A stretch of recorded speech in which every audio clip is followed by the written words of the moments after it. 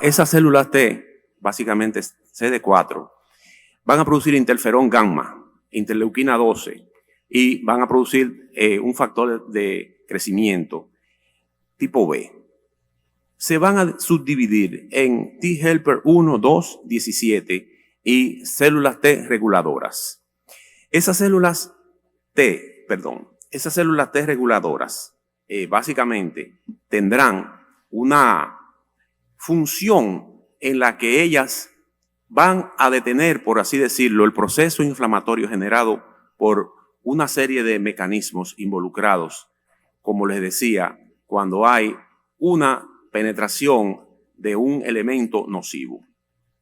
Las células van a producir lo que se llaman especies reactivas de oxígeno. ¿Me permiten aquí? Ok. No se ve bien. Bueno, de todas formas.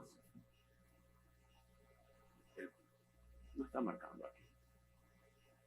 Bueno, de todas formas tendríamos nosotros especies reactivas de oxígeno, citoquinas, factores mecánicos y al final una concentración de catecolaminas, todo ello a nivel de la pared del endotelio, procedente de los macrófagos residentes, las células dendríticas que mencionaba, e igualmente macrófagos inflamatorios, monocitos derivados de las células dendríticas y monocitos proinflamatorios. Cada uno de ellos va a tener un contacto con elementos como la P-selectina, la L-selectina, e igualmente proteínas de ligando 1, P-selectina. Vamos a tener la presencia de quimioquinas e igualmente un activador de activación tardía que estará inactivo. Bien, en la hipertensión, como fundamento de la situación que se da en estos casos, lo básico será la producción de especies reactivas de oxígeno intermediados por el ácido araquidónico. Vamos a tener una alteración de lo que es el metabolismo lipídico de las células y tendremos una producción de isocetales, que no es más que las proteínas alteradas de las células.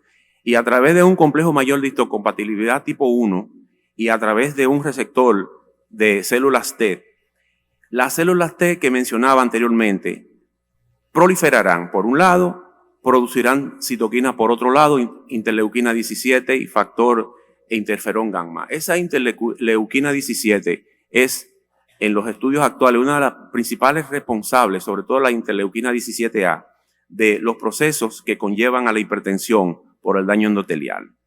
Igualmente tendríamos la presencia de interleuquina 1 beta, interleuquina 6, interleuquina 23. Todas son citoquinas de alto grado inflamatorio. Uno de los órganos que va a sufrir más el efecto de la presencia de estas citoquinas básicamente será el riñón. En el riñón, tanto el túbulo proximal como el túbulo distal tendrán una resección elevada de la angiotensina y el angiotensinógeno, que van a producir igualmente una serie de elementos que tendrán al final lo que se denomina disfunción renal, porque habrá un aumento de la absorción de sodio y retención de agua con un aumento de la especie reactiva de oxígeno a nivel renal, con daño renal e igualmente fibrosis. Esto lleva a hipertensión porque hay una disfunción renal.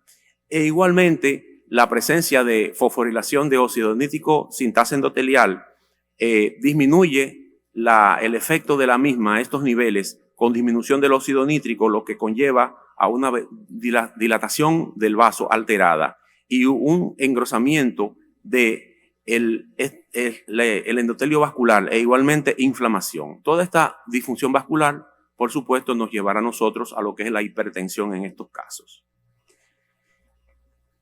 Bien, e igualmente en el riñón nosotros vamos a tener lo que se llama o se denomina la presencia de células dendríticas que van a estar acumuladas en una de las estructuras renales e igualmente la grasa perirrenal tendrá en su momento todos los elementos propios derivados de las células dendríticas que van a asumir un proceso de inflamación a dicho nivel con un aumento, como vimos anteriormente, de la reabsorción de sodio a nivel del canal de sodio endotelial del riñón. Este aumento de la reabsorción de sodio será permanente perpetua y continua hasta que el órgano sufre o va presentando un deterioro continuo. Como vemos aquí, tendríamos nosotros un conjunto de alteraciones desde el corazón, donde hay una afectación de los cardiomiocitos, ellos mismos se reparan a través de los factores de crecimiento. Hay una relajación apropiada, pero hay un estrés de lo que es la contracción. Tendríamos nosotros una infiltración inmune sistémica con infiltración de fibroblastos e igualmente un exceso de vasorelajación con un engrosamiento de la pared. Todo esto está conducido por lo que es el sistema renina-angiotensina-aldosterona, donde vamos a ver cómo en el riñón las células epiteliales renales tienen, por así decirlo, una presión sanguínea normal, hay un filtrado adecuado, filtrado glomerular, con un balance hídrico salino adecuado, pero posteriormente se incrementa la actividad del sistema renina-angiotensina-aldosterona. Habrá reducción del grado de filtración glomerular con una reabsorción de sodio en exceso. Habrá entonces también una reducción del flujo renal. Hay además una apropiada relajación y un control de la estructura, ¿no? de los vasos a nivel de lo que es los vasos incrustados en el músculo liso vascular. Y al final el músculo liso vascular va a tener una diferenciación de los fibroblastos con un exceso de vasorelajación, depósito de colágeno. Distintos tipos de colágeno se depositan y engruesan la estructura. E igualmente una hipertrofia vascular. Vemos nosotros aquí cómo la alta ingesta de sal se combina con la angiotensina y la desoxicorticosterona.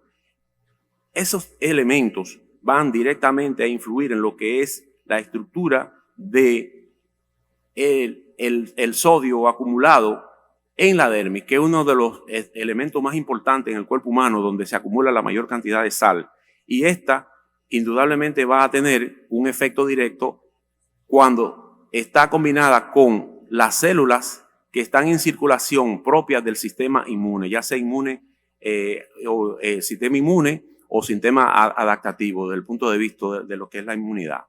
Vemos cómo al final el riñón tendrá un aumento de sodio en la retención, ¿verdad? La retención de este elemento y disfunción vascular, y habrá un flujo de salida importante de lo que es el sistema nervioso simpático. Todo esto ocurre a nivel renal, básicamente, porque este es uno de los órganos base fundamentales para que se produzcan los elementos propios que al final tendrán como consecuencia un deterioro de lo que es la función cardiovascular. Entonces, a eso agregamos los genes, aparte de la sal, la angiotensina, la aldosterona y la endotelina 1. Hay otros elementos también involucrados, pero básicamente el estímulo hipertensivo, el aumento de la presión arterial, es básicamente debido al daño del tejido. Pero también hay un elemento consecutivo al mismo, que es el cerebro tiene una producción básicamente dirigida hacia un aumento del sistema nervioso simpático con una disminución de la función del parasimpático. Estas actividades se imbrican, entonces eso implica también daño del tejido. Igualmente vemos ustedes cómo hay una serie de patrones moleculares asociados al daño y patrones moleculares asociados a patógenos que en conjunto, cuando hay, por ejemplo, infecciones crónicas de larga data que han dejado esa huella de inmunidad adaptativa, vemos cómo las células dendríticas en los monocitos o macrófagos tipo 1 y las células natural killer, todas se combinan junto con los Toll-like receptors, que son receptores de los linfocitos T, y van a producir una serie de elementos básicamente de clúster, o sea, grupos de diferenciación, y vamos a ver cómo se produce, como decía anteriormente, la interleuquina 17A, interferón gamma, que son ya autoanticuerpos generados por las células involucradas. Al final tendríamos nosotros daño tardío o rápido, dependiendo la cantidad de inmunoglobulinas o la cantidad de cuerpos inmunes que estén presentes en este tipo de alteración. Al final tendríamos esto, ¿no? Inflamación debido a que hay un aumento del sistema renina-angiotensina-aldosterona con un aumento de las especies reactivas de oxígeno. Hay una migración de células hacia los vasos, hacia el riñón, y hay una acumulación de células inmunes, como vimos, linfocitos, macrófagos, células dendríticas, con la producción consecuente de citocinas proinflamatorias, y todas estas citoquinas en ocasiones son bloqueadas por la interleuquina 10, que es una citoquina antiinflamatoria. Al final tendríamos nosotros un estrés oxidativo que nos lleva a una disminución del óxido nítrico, nos lleva a un intercambio acelerado de lo que es el sodio a nivel renal e igualmente disfunción del endotelio. Al final tendríamos una remodelación vascular con una distrés renal. En consecuencia, al final tendríamos la hipertensión en estos pacientes. Como vimos, las moléculas asociadas al daño y a los patrones de patógenos moleculares en conjunto tienen un receptor en el endotelio y las citoquinas proinflamatorias por igual. Esto son señales de estrés en estos pacientes hipertensos. Vemos cómo por intermedio del factor nuclear kappa B se van a producir las distintas interleuquinas, básicamente en una fase primaria, que son prointerleuquina 1 beta 18-37, y un factor que está relacionado con la regulación de la información de los linfocitos. Esto conlleva, por intermedio de la capasa 1, a la producción de prointerleuquina 1 beta 1-18, con señales de gatillo, es decir, de aceleración del proceso, y las citoquinas entonces maduras ya en el proceso terminan de producir lo que es la producción de microcristales conjuntamente con los elementos reactivos de oxígeno. Es decir, pero nosotros también consideraríamos la posibilidad de que muchos pacientes que tienen enfermedad autoinmunitaria, incluyendo la esclerosis sistémica, el lupus, etcétera, desarrollan hipertensión arterial. Y eso es debido a la producción de autoanticuerpos que forman complejos inmunes.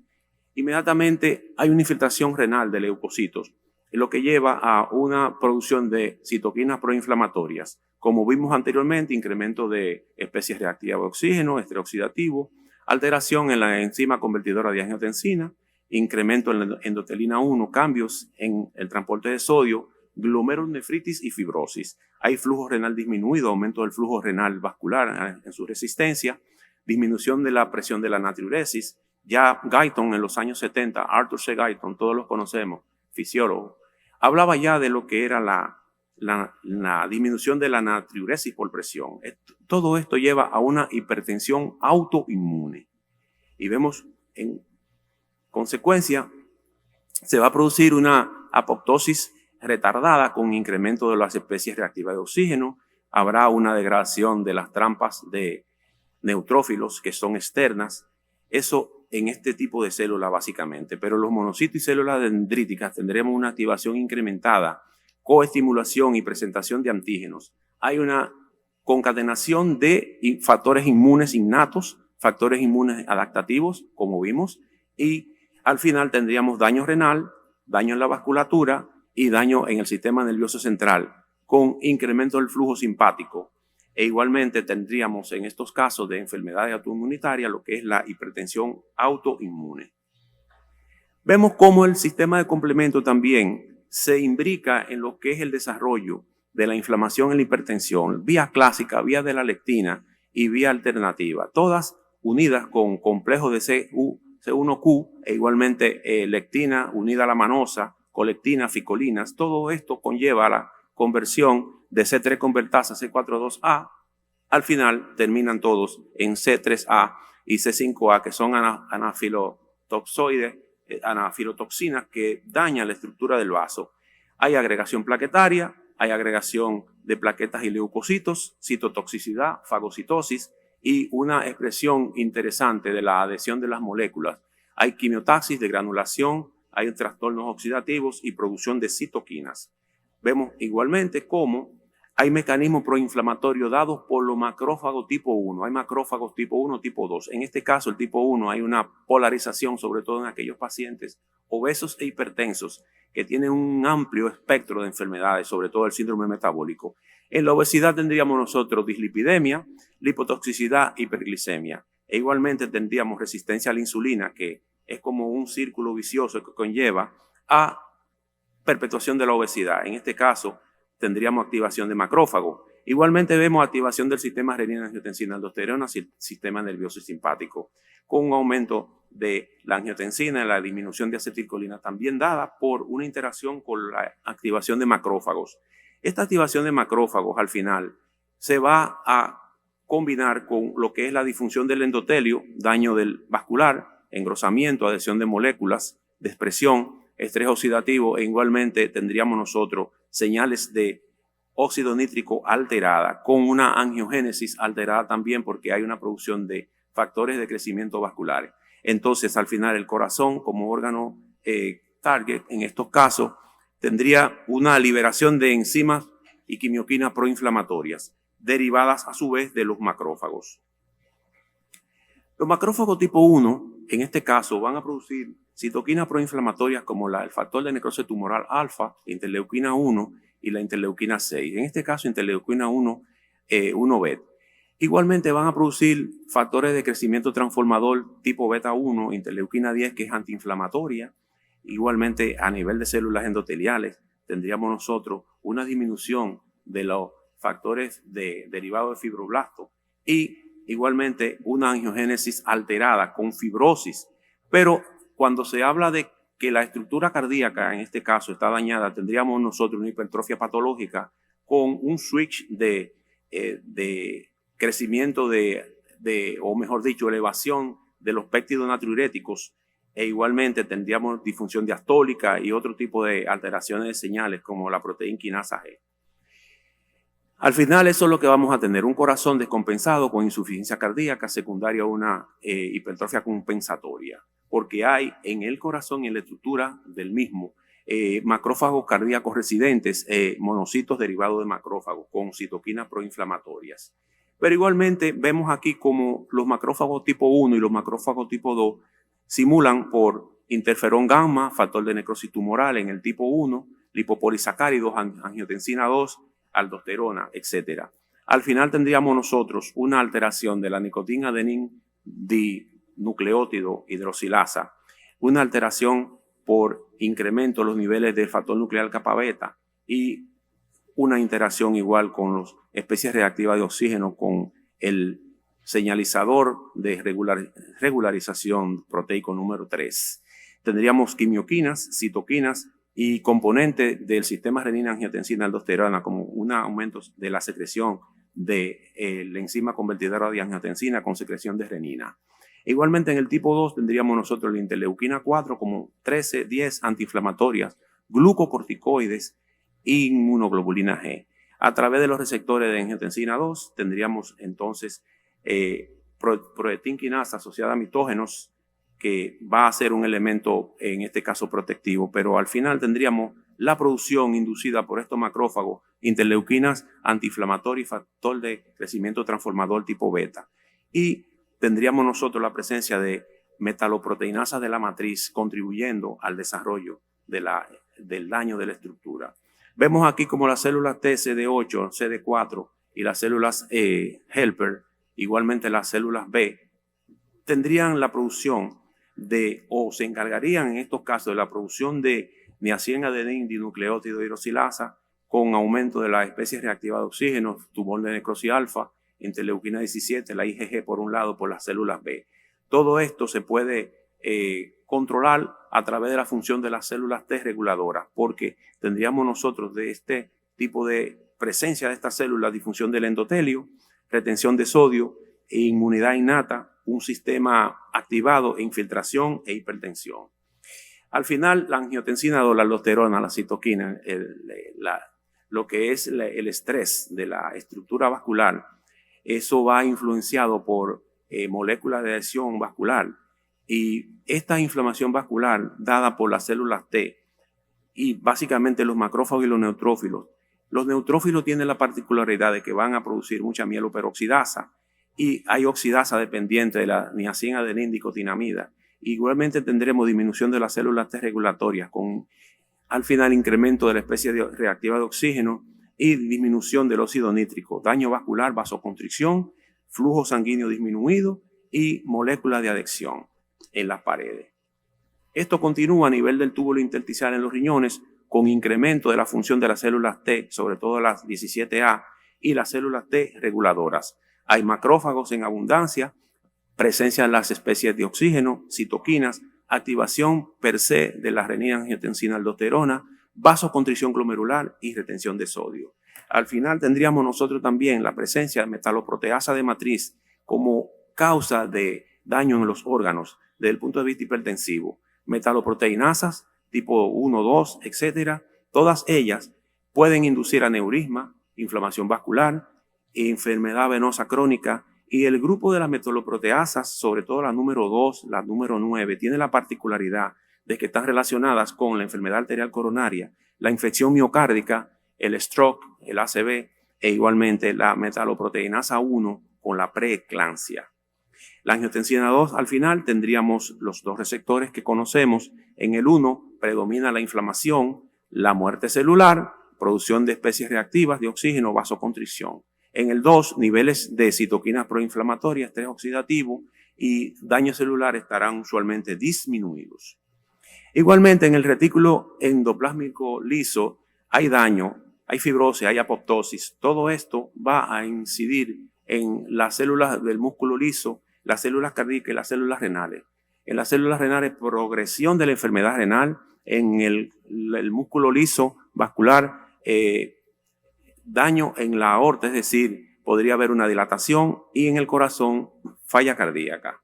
Vemos nosotros al final cómo la hipertensión se desarrolla con fibrosis renal y una glomerulosclerosis renal, proliferación del músculo liso vascular, un remodelamiento y vasoconstricción. Todo esto está dado porque en las células, básicamente la endotelina, la 1, aldosterona, la angiotensina, el sodio, a través de procaspasa 1, inducen la producción del factor nuclear kappa beta celular, y esto al final, a través de los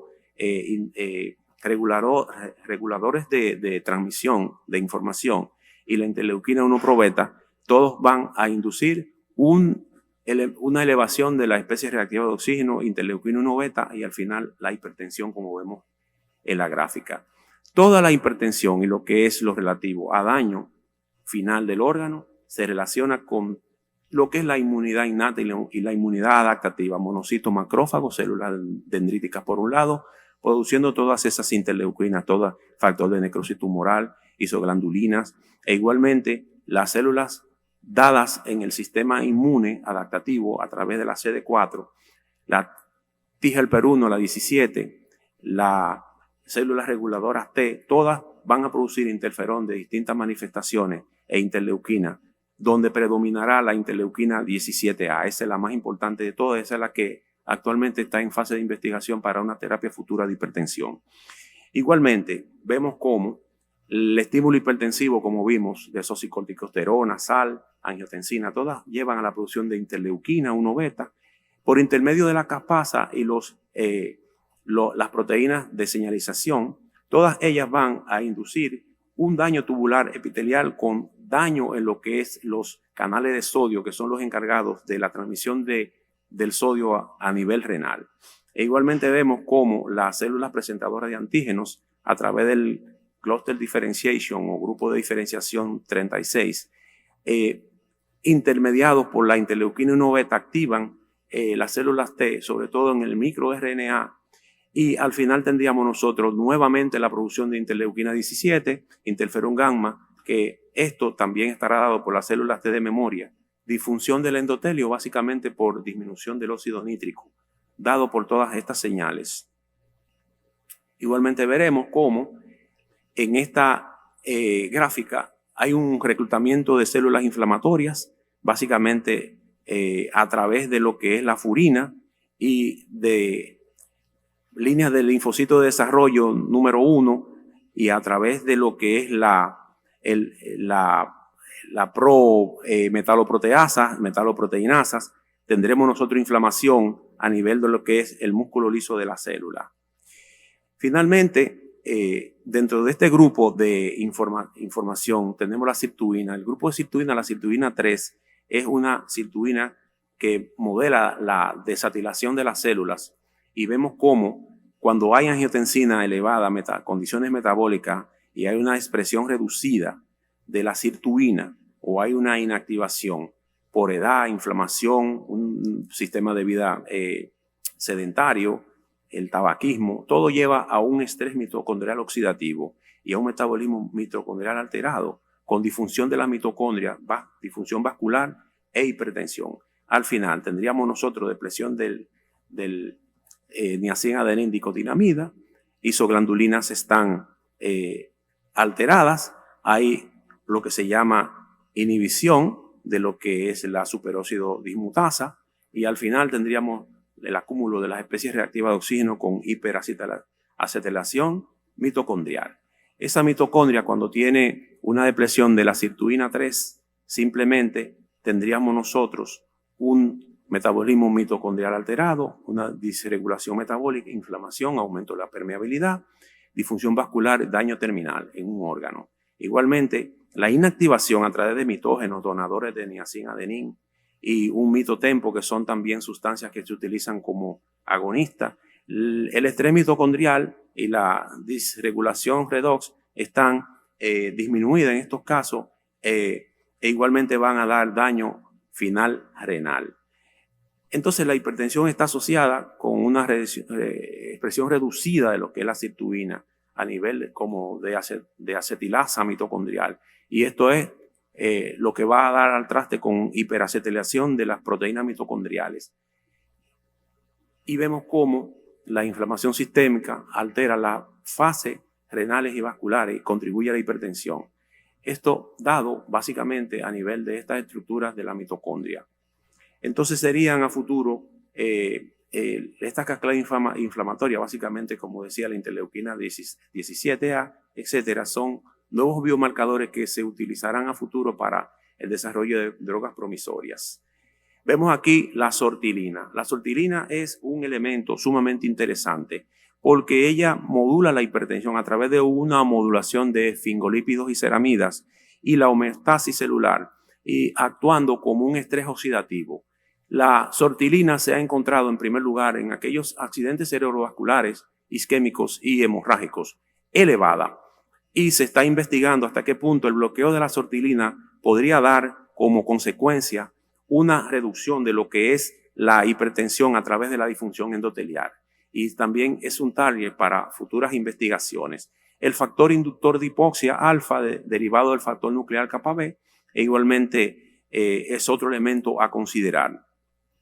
Vamos a ir un poquito más rapidito porque ya el tiempo se nos va agotando y vemos nosotros cómo desde el punto de vista de lo que es riñón y lo que es los transportadores de sodio-glucosa, cómo se modifican con una serie de drogas, ¿verdad? Vemos cómo hay disminución de insulina, un efecto hipoglicémico, diurético, disminución de la presión arterial en estos casos, hay incremento de los cuerpos cetónicos, pérdida de peso, etc. Esa es una de las terapias más importantes en estos casos donde hay una combinación de hipertensión y hay obesidad. Pero igualmente, recuerden ustedes que están los GLP-1, que son sustancias similares a la incretina, ¿verdad? Que son prácticamente como si fueran agonistas. Al final vemos una interrelación entre cerebro, intestino y riñón, y estómago principalmente, donde hay una serie de sustancias como la grelina, que actúa directamente en el cerebro, induce la activación del sistema nervioso simpático, que actuará directamente en los riñones, en el corazón y en los vasos. E igualmente vemos nosotros también cómo al final el intestino juega un papel fundamental, porque cuando hay una ingesta de sal muy elevada, se van a producir una serie de factores nucleares a nivel de las células, de los macrófagos, monocitos, las células T, con producción de sustancias prohipertensivas. Estos son una tabla de fármacos que se están utilizando para la inmunidad alterada, es decir, cuando se utilizan inmunomoduladores e inmunosupresores. Recuerden ustedes el estudio Cantos con canakinumab, tratando a aquellos pacientes con alteraciones de tipo vascular, básicamente engrosamiento y aterosclerosis.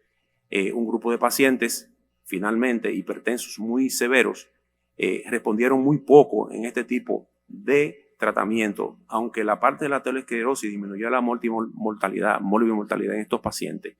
Al final será entonces un elemento a considerar el estudio de la poca acción de estos fármacos, el canakinumab y otros inmunomoduladores.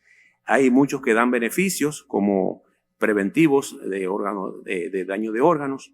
E igualmente, esto al final tenemos un producto que creo que podría dar muy buenos resultados, que es un inhibidor de la aldosterona sintasa. Dos grupos de estudios en Estados Unidos, en el Albert Einstein y los grupos del Mount Sinai, trabajaron este tipo de fármaco en pacientes que son hipertensos, sumamente resistentes a un tratamiento cuádruple. Le agregaron el Baxdrostat, es una droga, como decía, que actúa a nivel de aldosterona sintasa. Randomizaron los grupos dándole X cantidad del fármaco y al final encontraron una reducción de 20 milímetros de mercurio en aquellos pacientes hipertensos ya sumamente difíciles de tratar, que incluso no habían estado en la fase de desnervación, pero sí recibiendo 4 drogas, y algunos hasta 5 drogas. Al agregarle este fármaco, produjo una disminución importante de 20 milímetros, como decía, de la presión arterial, que es algo valioso en estos momentos, ¿no? La finalización de mi conferencia, y ven ustedes ahí una foto del primer hospital de América, el Hospital San Nicolás de Bari, en la ciudad de Santo Domingo. Son unas ruinas, pero son unas ruinas muy hermosas. Así es que los que puedan ir, conocer la ciudad colonial, podrán tener la oportunidad de ver el primer hospital de América.